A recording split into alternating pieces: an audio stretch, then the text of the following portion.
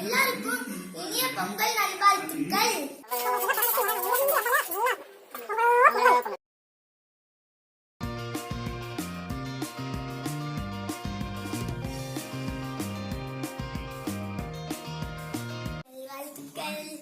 எல்லாருக்கும் பொங்கல் நல்வாழ்த்துக்கள். Happy Pongal all of you. Hello friends, வணக்கம் அண்ட் வெல்கம் டு நாகாஸ் எங்கள் வீட்டு சமையல். ஃப்ரெண்ட்ஸ், எல்லோருக்கும் இனிய தை திருநாள் பொங்கல் நல்வாழ்த்துக்கள். எல்லோருமே இனிதாக பொங்கல் கொண்டாடி இருப்பீங்க. எங்கள் வீட்லேயும் பொங்கல் சூப்பராக வச்சு காலையிலேருந்து சாயந்தரம் வரைக்கும் பொங்கல் கொண்டாடிட்டு என்னென்ன பண்ணோம் அப்படின்றத இன்றைக்கி பொங்கல் விலாகாக ஆஃப்டர் ஒரு 3 to 4 டேஸ்க்கு அப்புறம் கொடுத்துருக்கேன்னு நினைக்கிறேன். லேட் ஆயிடுச்சு, ஸோ எக்ஸ்கியூஸ் பண்ணிக்கோங்க. வாங்க இப்போ நம்ம வீடியோக்குள்ளே போகலாம். இப்போ ஃபஸ்ட்டு நம்ம வீட்டில் கேஸ் பொங்கல் தான் வைக்கிறோம். வாசல் பொங்கல்லாம் வைக்கிறது இல்லை.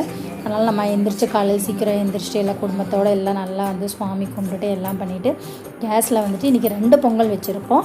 அதாவது அந்த ரைட் சைடில் இருக்கிறது பார்த்திங்கன்னா வெள்ளை பொங்கலுக்கும், இது சக்கரை பொங்கலுக்கும் வச்சுருக்கோம்.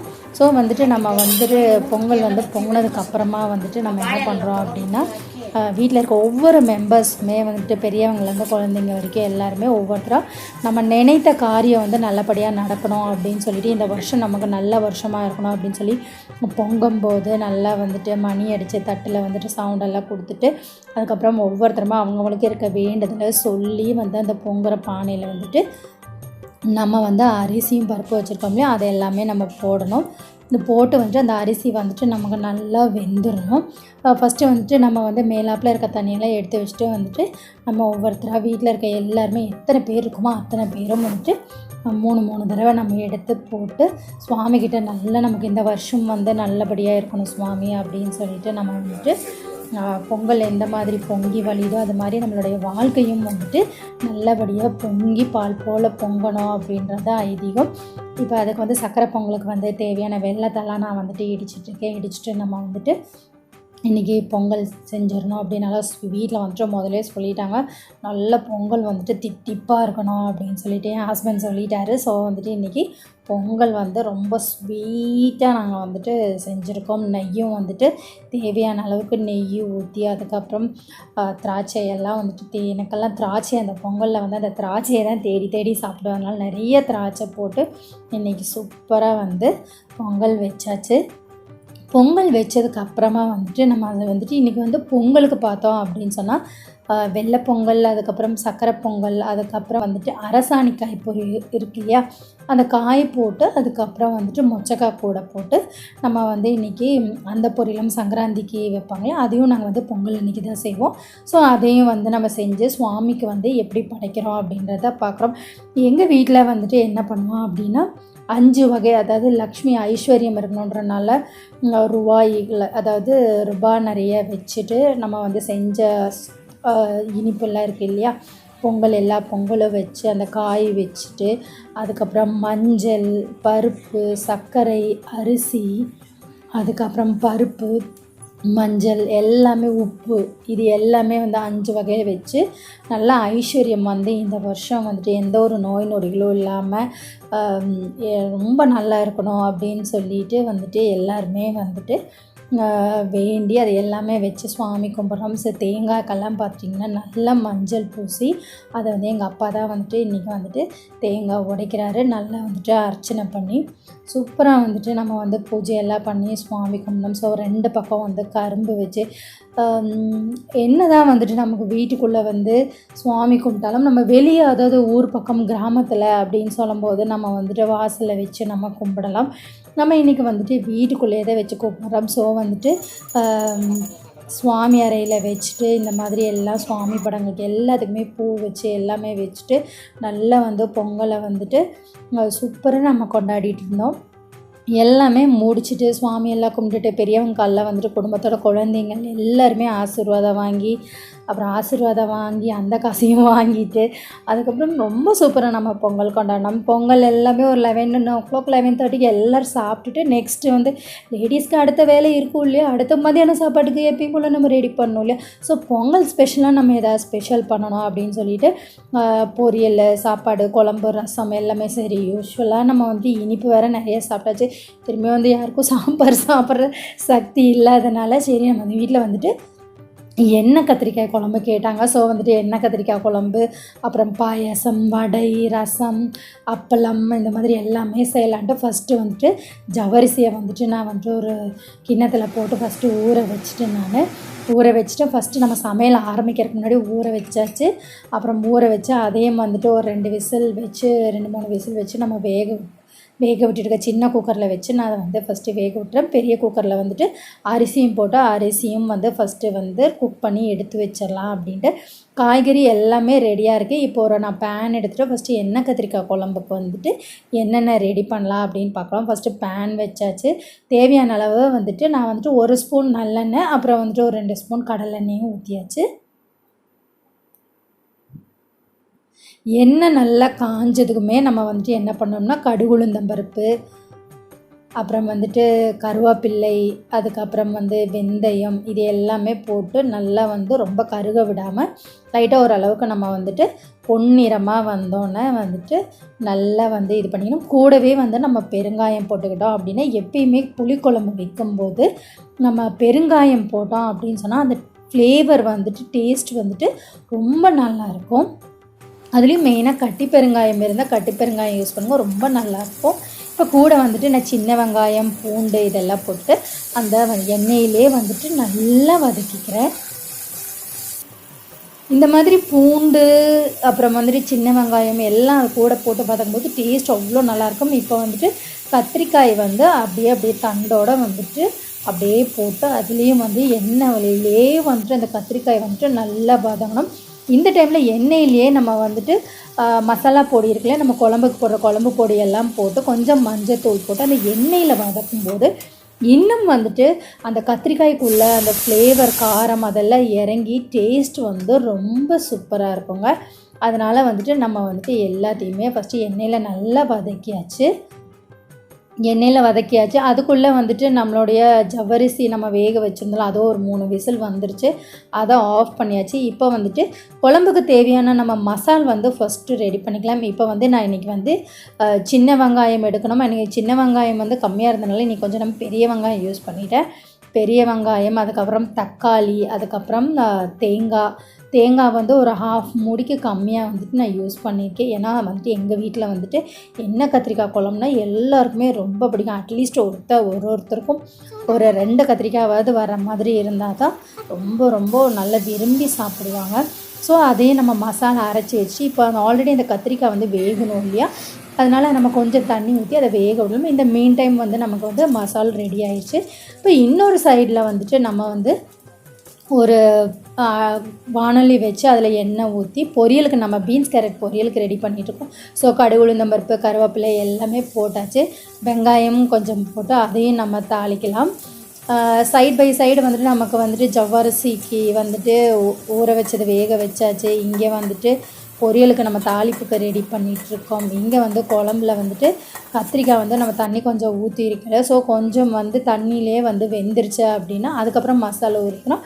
மசால் சுண்டி போகாமல் இருக்கும். இப்போ நம்ம நறுக்கி வச்ச பீன்ஸ், கேரட் எல்லாத்தையுமே ஃப்ரெஷ்ஷாக போட்டு அதில் வதக்கிட்டு ரொம்ப வதக்கக்கூடாது. ஏன்னா காயில் இருக்க சத்து எல்லாமே நமக்கு குறைஞ்சிரும் இல்லையா, அதனால ஓரளவுக்கு இதாகும் போதே சால்ட் போட்டுட்டு அப்படியே நம்ம தண்ணி ஊற்றி அப்படியே வந்து ஒரு லிட்டு போட்டு மூடி வச்சிடலாம். ஸோ காய் வந்துட்டு நல்லா ஓவர் தண்ணியும் நம்ம ஊற்றக்கூடாது, அளவாக நம்ம ஊற்றிக்கலாம்.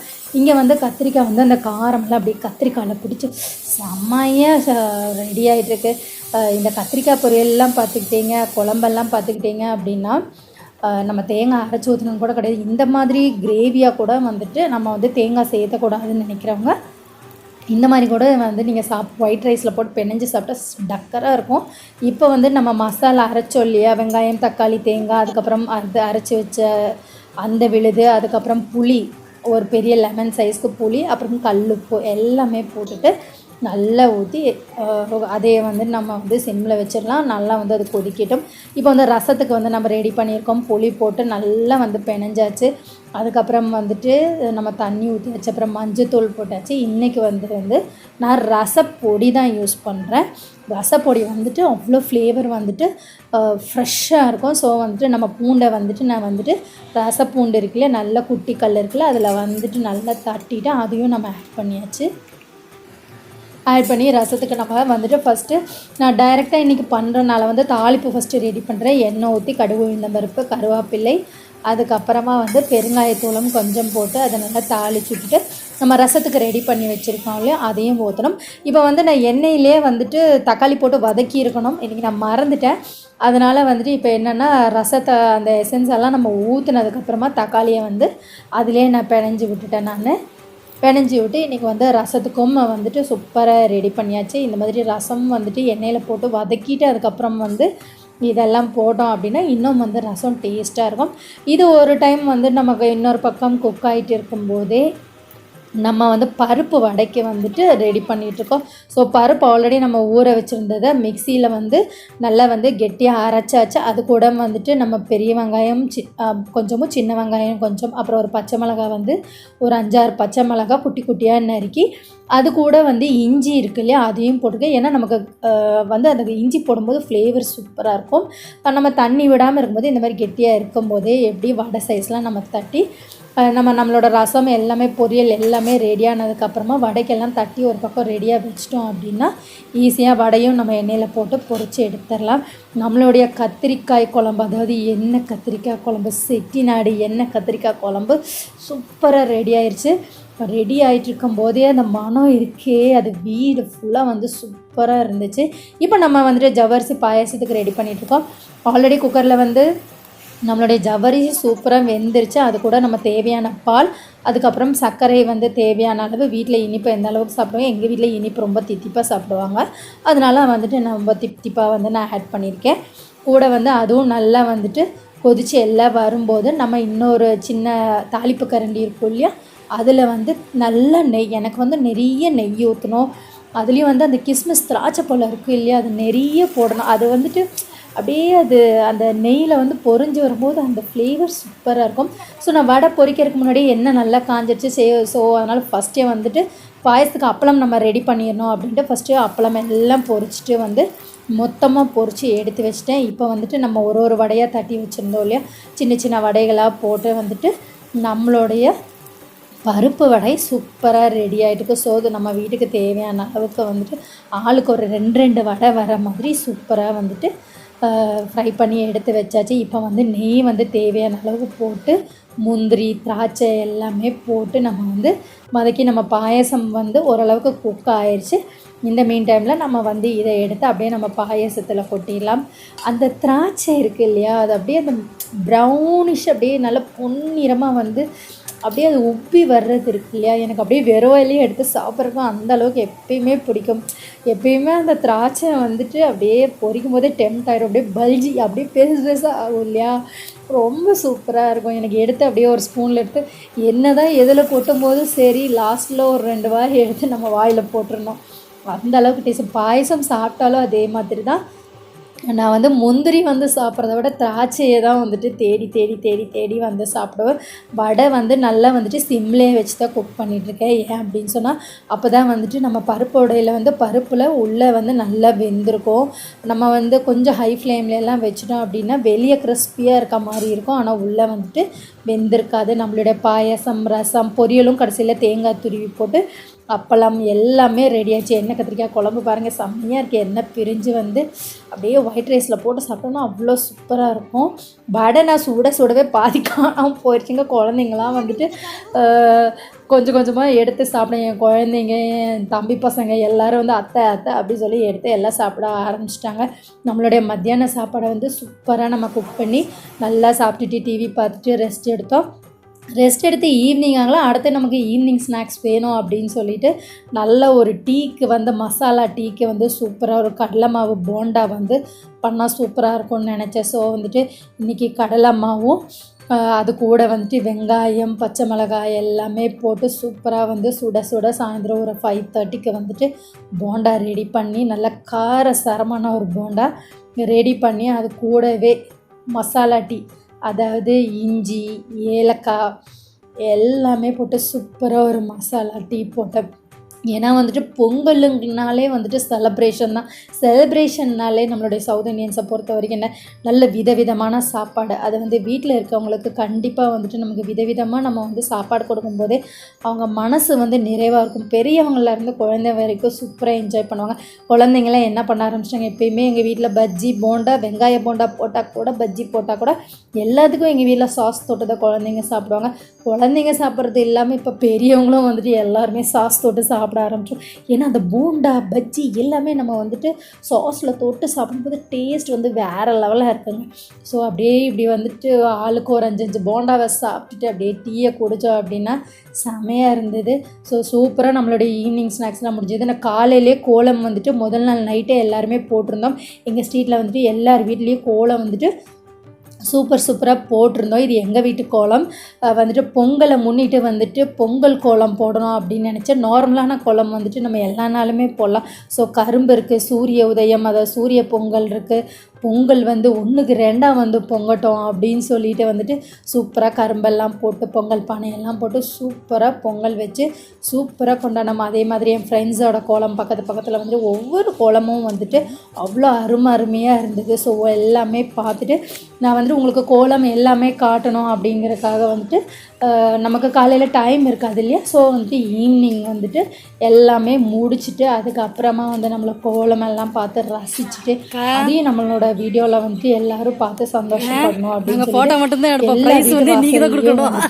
வந்துட்டு நானும் என் ஃப்ரெண்டும் வந்துட்டு போயிட்டு எல்லா கோலத்தையும் வந்துட்டு எடுத்து சூப்பராக ப்ரெசென்ட் பண்ணியிருந்தோம். முன்னோட ஒரு 2 days பேக் வந்துட்டு இன்னொரு வீடியோவில் வந்துட்டு இந்த கோலம் காம்படிஷன் கூட வச்சுருந்தேன். இன்னும் நிறைய பேர் வந்து அதுக்குரிய நிறைய கமெண்ட்ஸ் வந்து கொடுத்தீங்க அப்படின்னா இன்னும் நல்லாயிருக்கும்.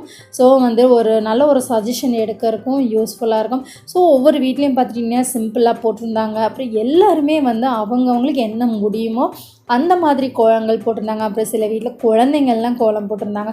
ஸோ பார்க்குறக்கே வந்துட்டு அவ்வளோ அழகாக இருந்தது. பொங்கல்னாலே கலர்ஃபுல் தானேங்க, செலிப்ரேஷன் தானேங்க. அதனால் வந்துட்டு அந்த பொங்கல் பானையில் நம்ம வீட்டில் வந்துட்டு எப்படி வந்துட்டு பொங்கல் பொங்கி நம்ம வாழ்க்கை வந்து சந்தோஷமாக இருக்கணும், பொங்கல் மாதிரி பொங்கி நம்ம வாழ்க்கையும் பொங்க சந்தோஷமாக இருக்கணும் அப்படின்னு நினைக்கிறோமோ அதே மாதிரி தான் நம்மளுடைய வாசலில் போட்டிருக்க கோலத்தை வச்சுட்டு தான் நம்ம வந்துட்டு அந்த லக்ஷ்மி கடாட்சம் சொல்லுவோம் இல்லையா, அந்த லக்ஷ்மி கூட வீட்டுக்கு வாசலில் வீடு வந்துட்டு எவ்வளோ மங்களகரமாக இருக்குது, இவங்க எப்படி வீடை உள்ளே சுத்தமாக வச்சுருப்பாங்கன்னு நினச்சிது அந்த லக்ஷ்மி கூட உள்ளே வரும். ஸோ அந்த அளவுக்கு ஒவ்வொரு வீட்லேயும் நல்லா அழகாக முதல் நாளே சாணி போட்டு வலித்து அவ்வளோ பார்க்கவே வந்துட்டு ஒவ்வொரு வீட்டு வாசலும் வந்துட்டு அவ்வளோ தெய்வ கடாட்சியமாக பார்க்கறக்கு மங்களகரமாக அந்த சாணி போட்டு வலித்தாலே அந்த ஒவ்வொரு வீட்டு முன்னாடியும் அவ்வளோ சூப்பராக இருந்தது. ஃப்ரெண்ட்ஸ், இந்த வீடியோவை ஃபுல்லாக நீங்கள் என்ஜாய் பண்ணியிருப்பீங்கன்னு நினைக்கிறேன். இந்த வீடியோ பிடிச்சிருந்தா லைக் பண்ணுங்கள், ஷேர் பண்ணுங்கள், பக்கத்தில் இருக்க பெல் பட்டனை ப்ரெஸ் பண்ணி சப்ஸ்கிரைப் பண்ணுங்கள். கூடவே ஆளுங்கிற ஆப்ஷனையும் ப்ரெஸ் பண்ணுங்கள். அப்போ தான் நான் போடுற வீடியோஸ் எல்லாமே உங்களுக்கு உடனுக்குடன் நோட்டிஃபிகேஷனில் வந்து சேரும். தேங்க்ஸ் ஃபார் வாட்சிங் ஃப்ரெண்ட்ஸ்.